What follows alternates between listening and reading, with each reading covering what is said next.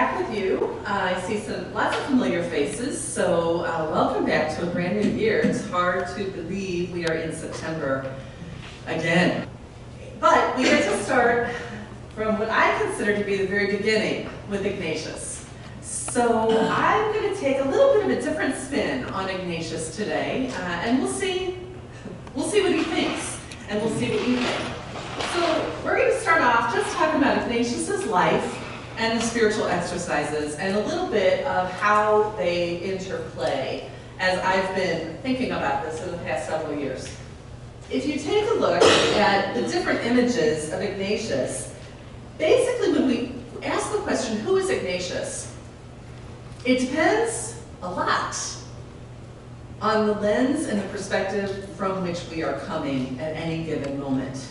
So the presentation I'm going to give today on Ignatius is likely not the same presentation I would have given a year ago or even a year from now, because it is colored by my current circumstances. If you take a look at these 12 different, actually 13, if you count the statue in the quad at SLU, but these other images of Ignatius, can you tell what style some of them are in? Just call it out if you recognize any style there.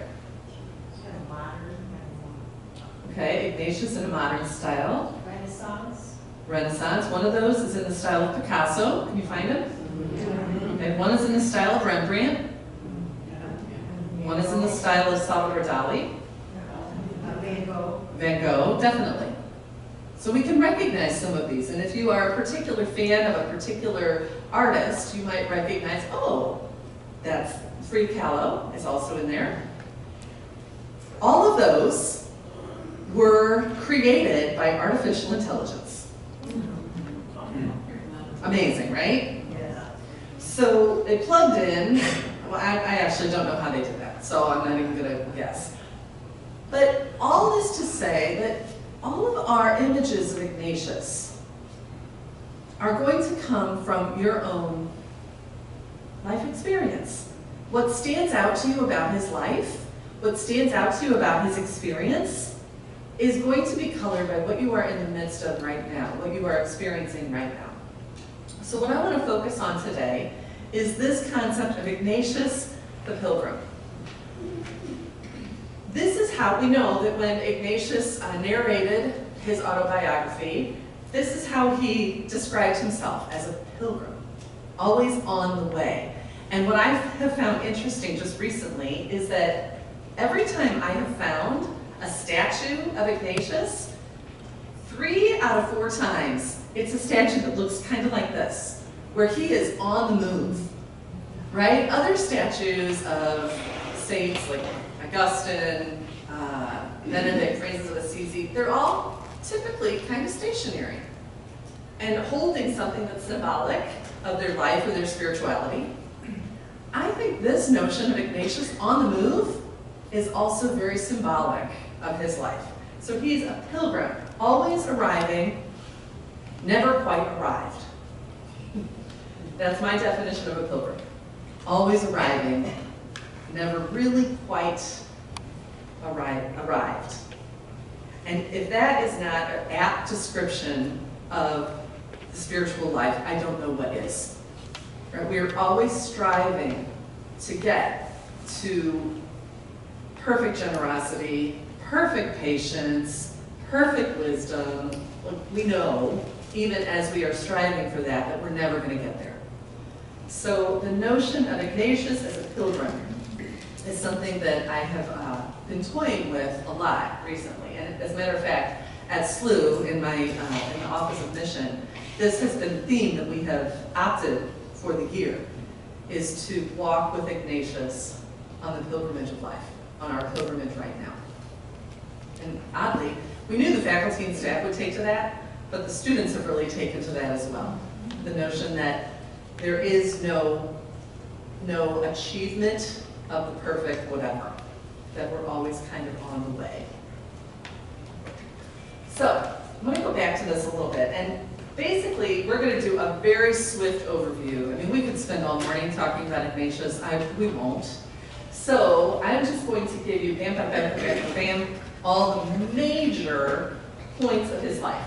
So we know his childhood and early life, right? He was the youngest. I relate to him quite nicely because he was the youngest of 13 children, as am I. I know. He was, however, born into a noble family. I was not.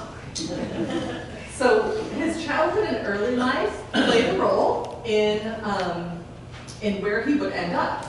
Then we know he had this injury at the Battle of Pamplona, and it led to his convalescence, which was transformative for the trajectory of the rest of his life. Montserrat, I'm not sure how familiar you are with these different biographical places of Ignatius.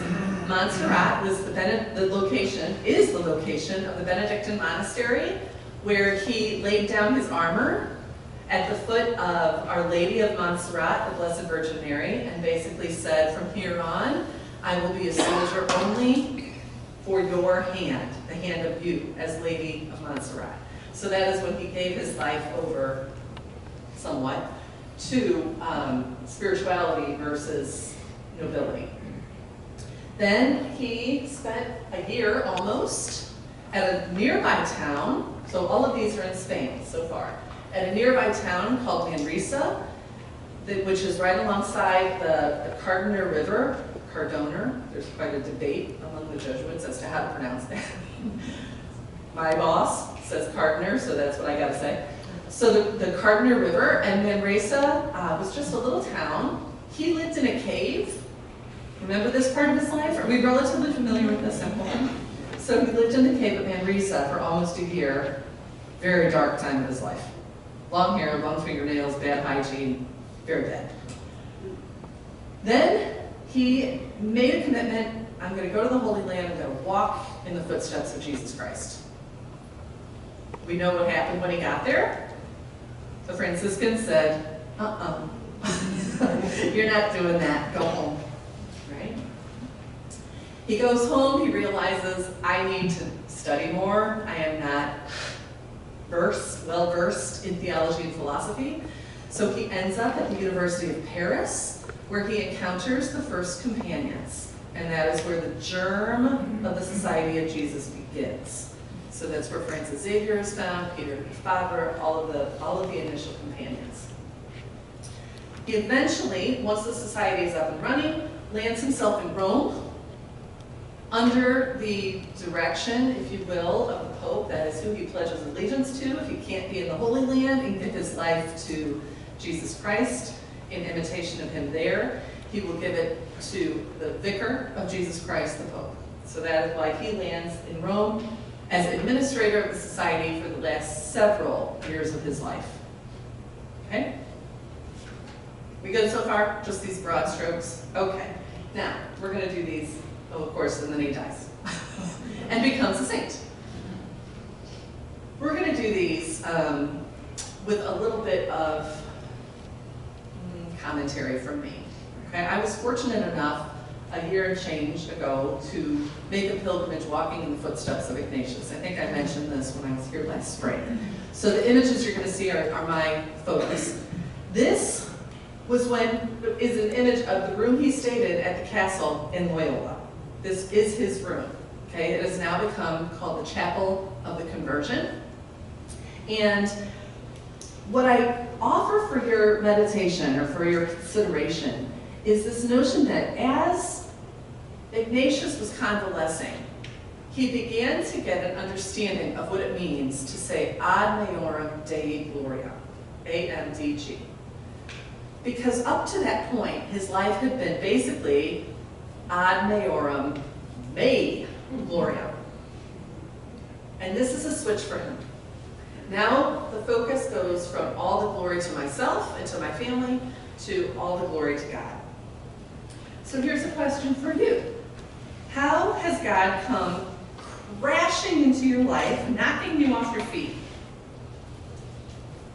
What events or circumstances have hit you hard, recently maybe, forcing you to stop everything and reassess?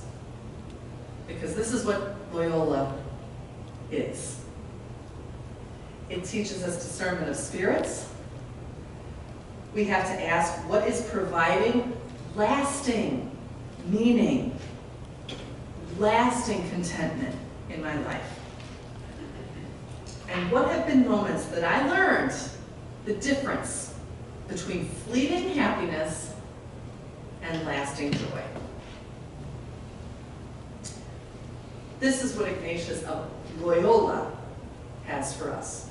How we make that transition from ad maiorem Mei Gloriam to ad maiorem Dei Gloriam. Then we have Montserrat. I think this is probably appropriate for this group, because in my opinion, and as my father used to say, everyone is entitled to my opinion. It took me a minute. In my opinion, this is where the notion of the MAGIS truly started to take root in Ignatius, where he had to decide, what is that greater thing that I am going to fight for?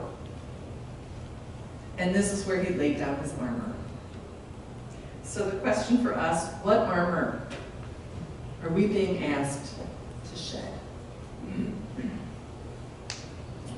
What protections do I need to lay down because they have ceased to serve me or ceased to serve my calling? What are the battles that we've waged that need to end?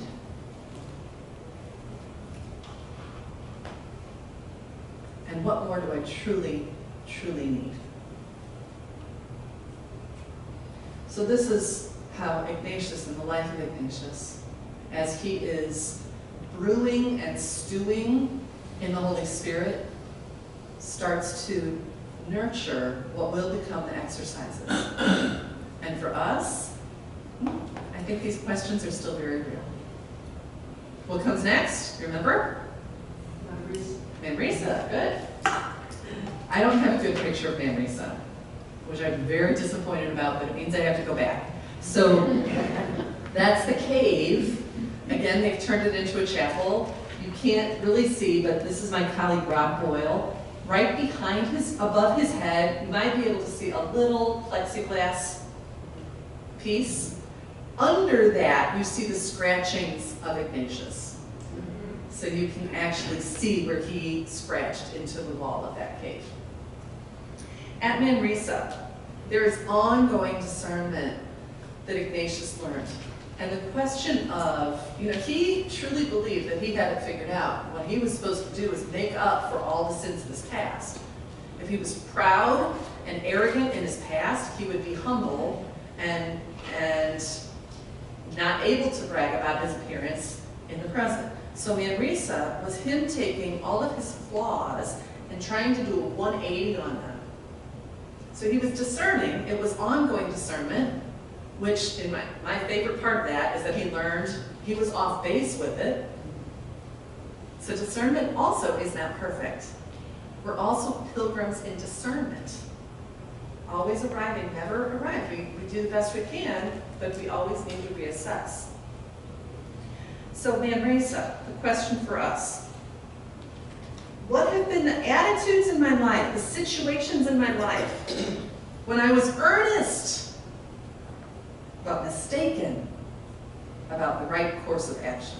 I'll say it again. Yeah. What have been the situations in my life when I was earnest but mistaken about the right course of action?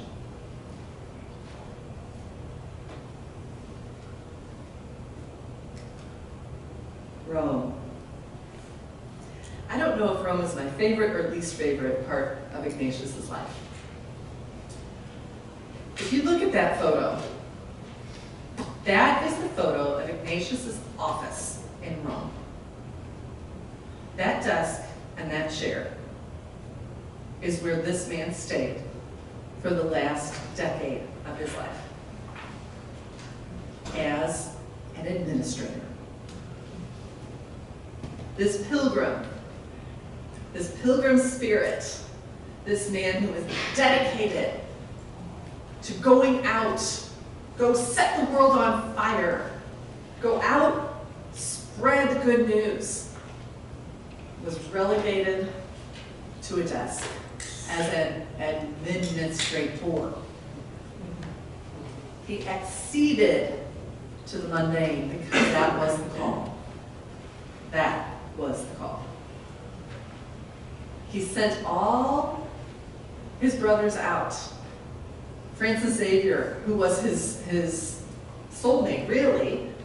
You know how did you ever hear this, how he sewed the names of the original companions into his habit, right over his heart. So he put those names and he sewed them right into the very clothing he wore, so that he would have them with him always. Francis Xavier and he were very, very good friends. And he sent Francis Xavier out to do all the expeditions that he had longed to do his whole life long. And what was he asked to do? To lead from there. So he acceded to the mundane. What are the ordinary, everyday tasks that we are called to that might seem too ordinary to be holy?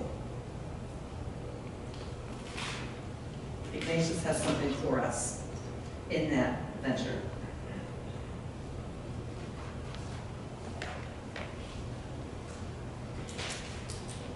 Okay. Oh, by the way, there's a fun little tidbit here.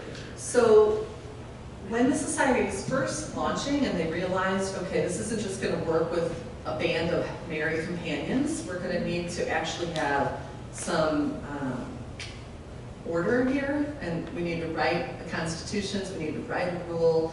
This is how it goes with religious orders. They did this, and then they needed to have somebody in charge. This is how it works. Somebody's got to be in charge.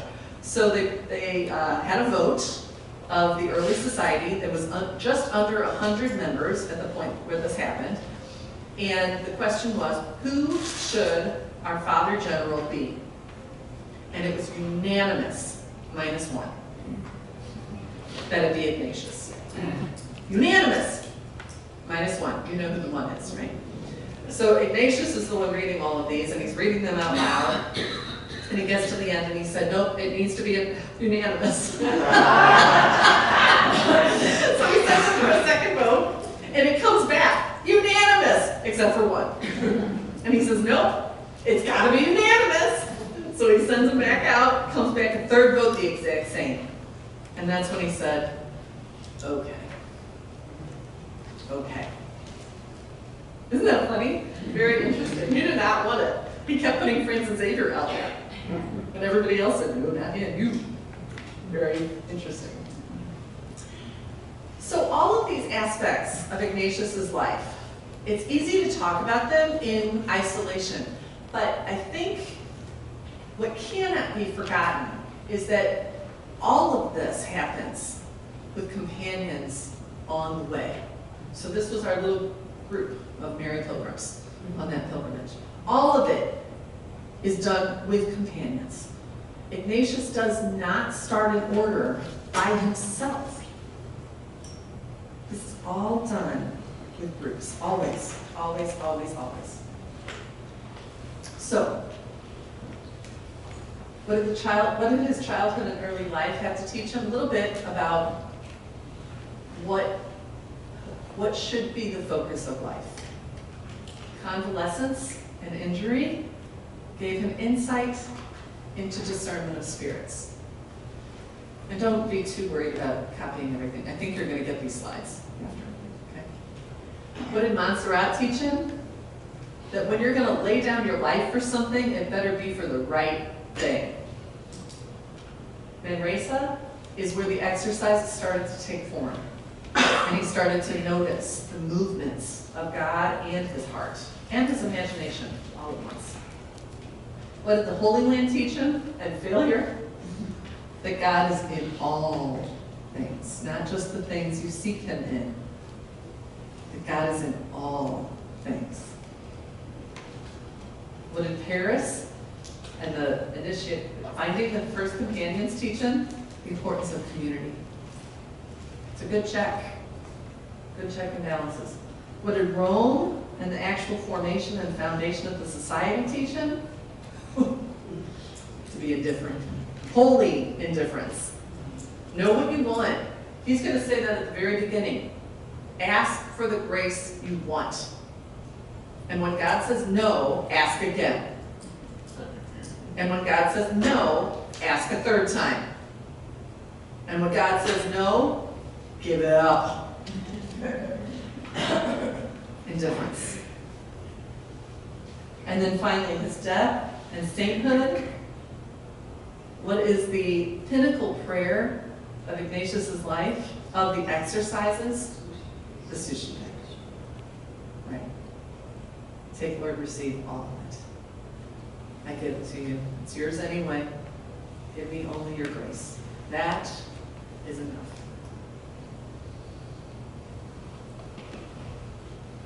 So what does it mean for us to follow this person? What is our call? I love that you can't tell if that's a sunrise or a sunset. And what you imagine it to be will tell you more about where you are than about where that statue is. Something new beginning. You're on your way because something new is starting and daylight is breaking and it's time to go. Or something ending and it's time to move on. Right? And you're all looking at me like, oh my God, how does she know? I don't know you. I don't know what's going on in your lives, but it's not that I know, it's that God knows.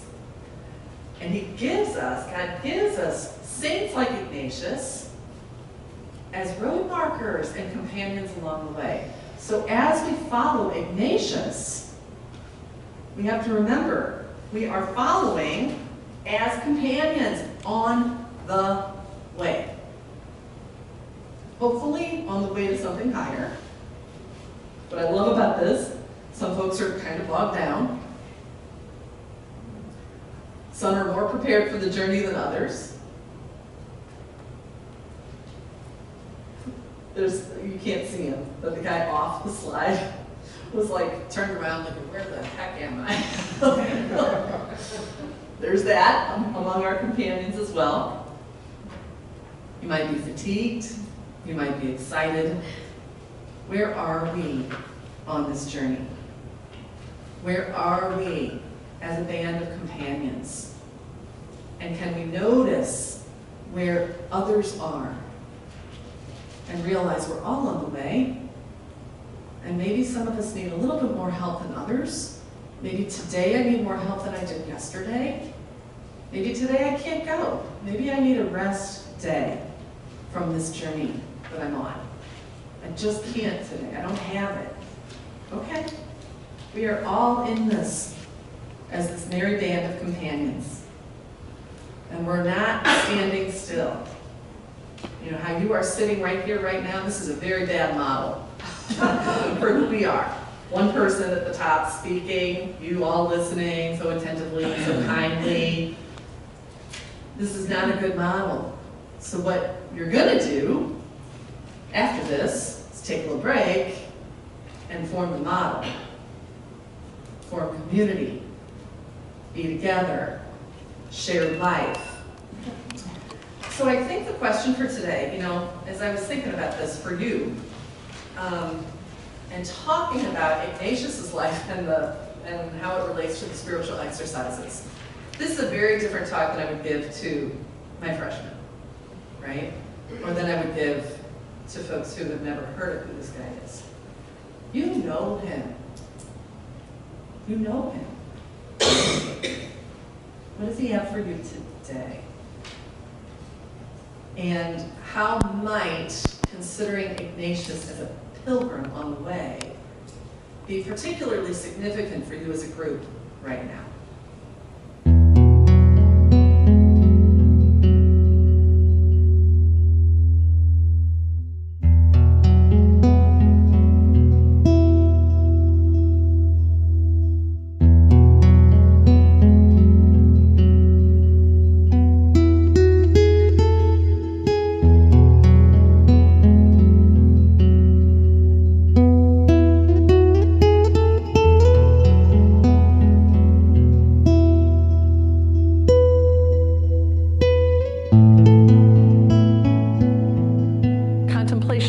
creation, week 1. The examine, all throughout, right? Having colloquy, relational conversation, all throughout. The gift of Jesus Christ, week 2. Consolation, desolation. We could talk about that in a variety of ways, but in particular, the 2 standards, right? The call of the king. There we are, the 2 standards. The election. And the sushi pay.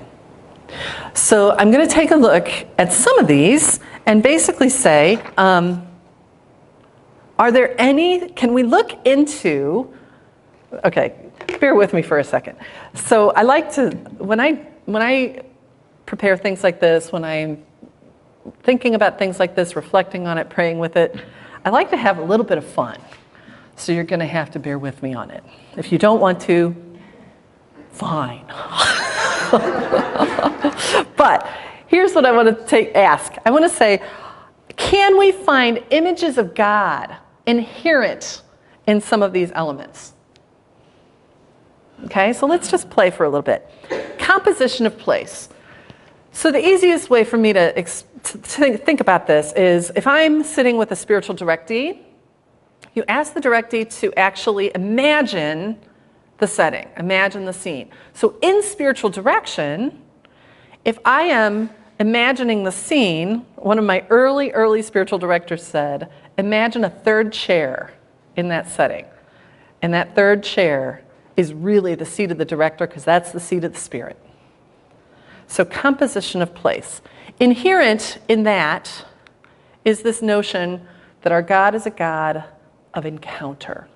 It flipped, in case you didn't notice. So I'm going to flip it back. Composition of place. Inherent in that element of the exercises is the image of God as a God of encounter.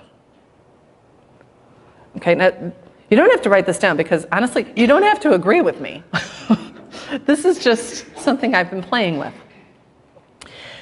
The element of the contemplation of creation. I think what you see when you look into that element is a God of power, a God of creativity, a God of infinity. If we are spending time contemplating creation, what is the image of God inherent there? A God who created out of love, right? The examen. Now, before I reveal my thought here, you think about it. The element of the examen in the exercises represents or manifests what image of God? Because all of these end up being images that Ignatius held, and that he is saying, these are valid, these are important. This is universal, this is human. So in the examen, a God that's ever present. If the examen is an exercise that Ignatius is going to say, this is important, that you look back on your day, every single day, to notice the footprints of God. Well, what does he believe about God? God is there the whole time, all through everything. How about the colloquy? What's the image of God latent in the colloquy? A God who knows us personally. A God who wants to talk with us. Isn't that amazing? A God who loves us individually. What's latent in the element of the gift of Jesus Christ? A God who wants to be with us. Emmanuel, who is with us. Not just sitting somewhere distant from us, watching, but a God who desires to be one of us, one with me. Consolation and desolation. Reveals a God who is both revealed and concealed.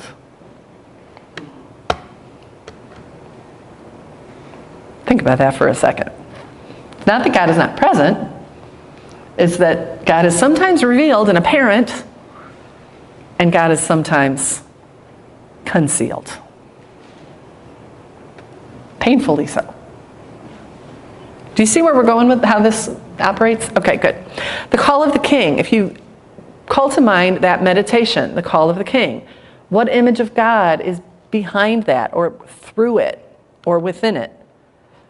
A God who calls us, who wants us to be with him. Discipleship. Not just presence, but discipleship. The call of the king is, there's a job to be done, and I want you on my team. Right? How about the two standards? A God who can be rejected. So latent there is our freedom, is the God who grants us ultimate freedom. Oops, sorry. That's also the election. God who grants total freedom for us to choose or not. And in the sushi pay, maybe the most tender of all is a God who is both gift and giver, and a God who is both lover and beloved. So, my friends, when we are walking through the exercises, or when we are companioning someone through the exercises, this is the God that Ignatius is going to say, this is who they learn about. This is who they become one with. This is the imagery of God that will be the most sustaining. Now, look at those descriptions.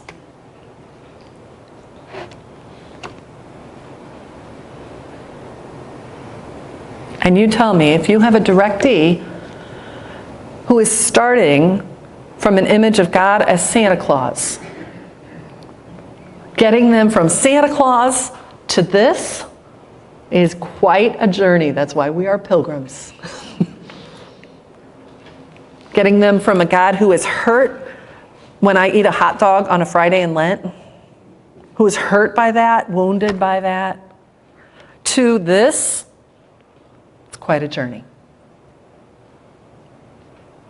And that is the spiritual life. And that's also, in my view, why spiritual direction, spiritual companionship is so important. Because it's very hard to go from a God who gets his feelings hurt, when I jaywalk, to this God. That's a very difficult journey, very difficult passageway. I can't do that by myself. Even if it's funny. Okay, sidebar. I had a conversation on my ride here with one of my older sisters. I've got 7 of them. So one of them. And she said, what are you doing today? So I told her. And she said, oh, yeah, the spiritual exercises. I bought that book. I read that. I didn't like it.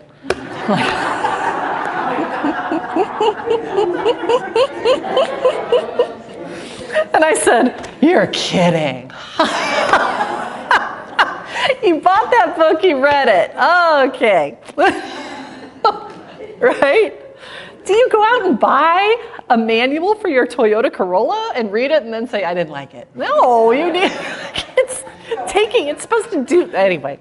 I was like, okay, well, better luck next time.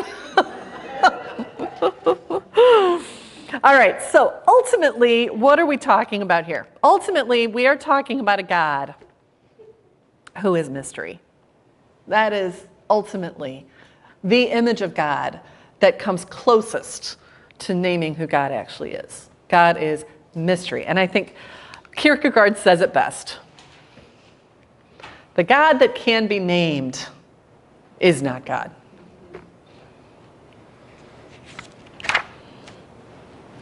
And lastly, put another way, by one of my favorite sources, I would say he's one of my favorite authors, but not all his stuff. Some of his stuff I find very difficult. Von Balthasar. If you've ever read Von Balthasar, he was Pope Benedict's favorite theologian, if that gives you any insight. Von Balthasar is very hard. Easier than Lonergan, in my opinion, but difficult. But he has a book called Heart of the World that is second only to the Bible for me. And I'm going to give you one quote. It goes like this. This is how I understand mystery. This is how I understand God. This is how I understand grace.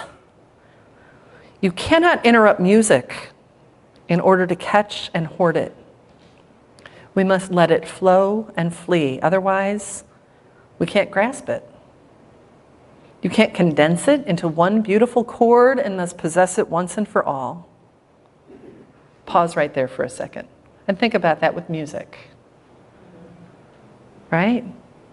When you hear a beautiful piece of music, you appreciate it when it's over, but you only really experience it when you're immersed in it. And when you're immersed in it, it's not over. So it's one of those revealed, concealed, in it kind of thing. And then he makes this conclusion, which I have chewed on for decades because I love it so much. Patience is the first virtue of the one who wants to perceive. And the second is renunciation. Boy, if you chew on nothing else for the rest of the day, take that one. Patience is the first virtue of the one who wants to receive. And renunciation is the second. Right? That's kind of out there, but it's beautiful. And when you attach it to something concrete like music, it makes sense. You know, you're sitting in the symphony, you're in the middle of this gorgeous, gorgeous piece. You don't want it to end, but you want to know how it ends. So patience, you got to be patient with the whole thing. And then once it ends, you got to let it go. It's a beautiful thing. I'm not a fisherman, but I understand that this works in fishing too. Right? Patience and renunciation. This is what encounter means. This is contemplation. This is helping or accompanying someone with whatever image of God they hold. Patience and renunciation. Sitting in the mystery, because it's a journey. It's a pilgrimage, and that's our privilege.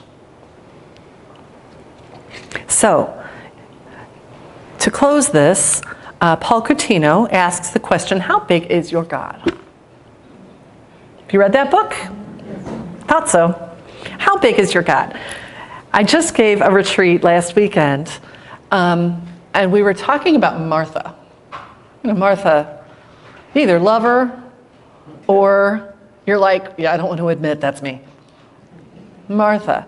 So my question to the group was, you know, if we take a snapshot in time of your life, whatever you're busy about.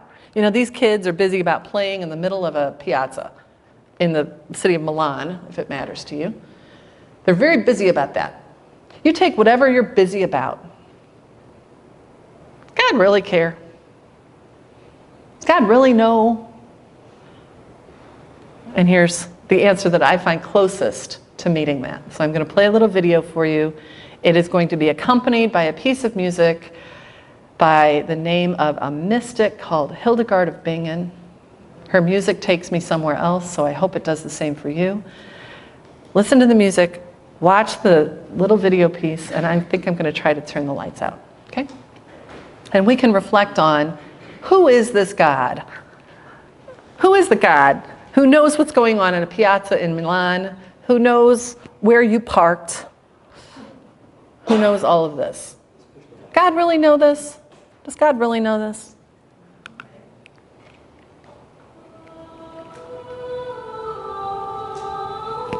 Just the bottom one.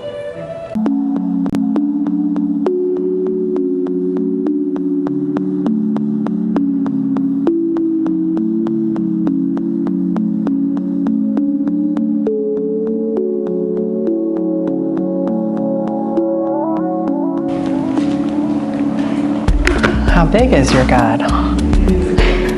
Right? same God that we said, go back here, that God who knows us personally, knows exactly where you parked, knows exactly which joints creaked when you got out of bed this morning. That's the God. So, as we sit in the mystery and you go about your business in your day-to-day, it's a good question to keep in mind. Not just, what does image of God mean? What is my image of God? But how mysterious is your God? If your God doesn't mess with you a little bit, you might ask why. Because most of the folks that I know, God messes with them a little bit. Okay? That's all I got for you. And I think we have some time for questions. Is that right? Or comments? Complaints? We can do those too. Sure. You mentioned when you're doing spiritual direction, the distance between the idea of the God of Santa Claus God versus the God that you were describing here. And the question came to me even before you talked about it. But how do you get somebody from that? Are there questions that you ask or exercises you give them, or do you just trust God to get them from point A to point B? You plug in this formula and it tells you exactly what to say and exactly what to do. Right. So the wisdom of Ignatius comes into play here, which is that all of those elements of the exercises, discernment, consolation, desolation, are not just true of the spiritual life of the directee, but also of the relationship between director and directee. So you got to discern that. The director has a lot of hard work to do. You have to listen well. You have to do some examination of what is happening here, what's bringing light, what's bringing darkness. You got to lead in a way that is incremental and respectful and also very, very attentive, I think. And there are folks out here who do this for a living, so I would ask your input as well. I will tell you one thing. When I was studying spiritual direction, Father Harry Byrne over at Aquinas, who was one of my heroes, made a statement that I have never forgotten and I take as an important maxim in spiritual direction. And it was this. He said, you cannot, you should not, you must not dismantle someone's image of God unless and until they have something with which to replace it. Otherwise, you have destroyed something that they have held as true and dear and good and beautiful, and there's nothing to replace it. So it's not saying, okay, that's bad. This is who God really is. That's no. Terribly irreverent. We take people exactly where they are and introduce. It's a journey. It's a relationship. Yeah. I wish there were a formula. My image is, I saw that picture as a sunrise. It's not at the beginning. I'm much closer to the beginning of my journey. This consideration of a God of mystery. And all those single word descriptors you put up there, the thing that came to me is the least wrong thing you could say is God is love. Everything else greater than that. That's what scriptures tell us. The trick with that, because I agree, and so does Christian history, Christian theology will agree. There's a trick though, and the trick is that each of us means something a little bit different when we say love. Right? And attach it to something different. Love is relational. So I agree with you, and ... It's not so simple. It would be so great if it was that simple. But anything else? Steve? I'm wondering if that and what you're just saying that Father Harry said, is that connected to Balthazar's idea of, I want you to say one more word about renunciation. You say that the first virtue of the one who wants patience. Patience is the first virtue of one who wants to receive. The second is renunciation. Renunciation of... The sushi pay says it. That renunciation. You know, receiving something and then holding it with open hands. Whether you want to call that through Ignatius indifference, whether you want to call it openness. But I think what Ignatius prays in the sushi pay, or invites us to join him in praying with the sushi pay, is this. Is this. And Virginia, if you maybe even think of it as the bearing of fruit, the letting of fruit go, the freedom. Sure. Sure. I once was recommended, and I've done this ever since, when I go to confession, to, how did this, have my hands open, with one hand giving over what I need to give over, and with the other hand receiving what needs to come. So that's why I sit with open hands, two open hands, to give and to receive. And I think that's kind of, I don't know if that helps Steve or not, but that's the idea behind it. Yeah, they just gave you an image. I was thinking about when you pitch a lightning club, Yeah. you go like that. If you give it a butterfly, you're not going to do that. You're going to hold it like that. How about that? Let it do its wings. And it might go. Yeah? Yeah? I think parents get this better than I, who am not a parent, that you're raising your kids. Patience is definitely what you need. So's renunciation. That they're, with everything from little babies. My niece just had her first little baby. She's so afraid of letting that baby sleep. She's scared to death. I'm like, okay, you gotta let that go. Right? By the time you get to your second or third one, you're gonna love that. But that whole, you gotta let it go. And when, go back to that image from the IMAX movie, when we know that that's who we're letting go to, okay.